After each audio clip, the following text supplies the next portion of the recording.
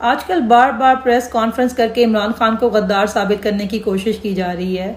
तो आप पुट्ठी कलाबाजियां खाएं, कस्में खाएं, हलफ उठाएं, कोई आपकी बात पे यकीन नहीं करेगा। आप कभी इमरान खान को गद्दार साबित नहीं कर सकते, क्योंकि इमरान खान की लड़ाई किसी अदारे के साथ तो है ही नहीं, ना ही वो किसी सियासी जमात के खिलाफ है। उसकी लड़ाई इस निज़ाम के साथ है जिसमें ताकतवर और अमीर के लिए कानून कुछ और है और कमज़ोर और गरीब के लिए कानून कुछ और है। वो मुल्क में रूल ऑफ लॉ चाहता है, वो दो नहीं एक पाकिस्तान चाहता है, जहां इंसाफ अमीर और गरीब के लिए एक जैसा हो, जहां पे तमाम इदारे अपने कानूनी और आइनी हदूद में रहकर काम करें।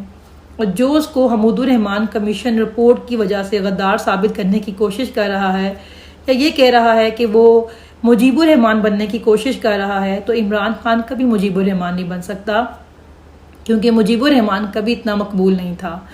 मुजीबुर रहमान के मुखालिफ ने 28% वोट लिए थे, जबकि खान के मुखालिफ ने सिर्फ 6% वोट लिए हैं। अगर उसने मुजीबुर रहमान बनना होता तो वह 1 साल से नाकर्दा गुनाहों की सज़ा जेल में ना काट रहा होता। अगर उसने मुजीबुर रहमान बनना होता तो बहुत पहले बन चुका होता।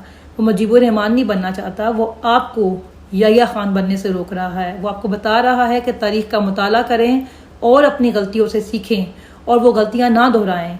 वो आपको समझा रहा है कि जब आप अवामी मैंडेट को तस्लीम नहीं करते तो आप किस तरह की मुश्किलात का शिकार हो सकते हैं और मुल्क को कितना नुकसान पहुंच सकता है। वो आपको समझा रहा है कि जब आप अवामी मैंडेट को तस्लीम करेंगे तो ही ये मुल्क जो 76 साल से नाजुक दौर पर फंसा हुआ है वह बाहर निकलेगा।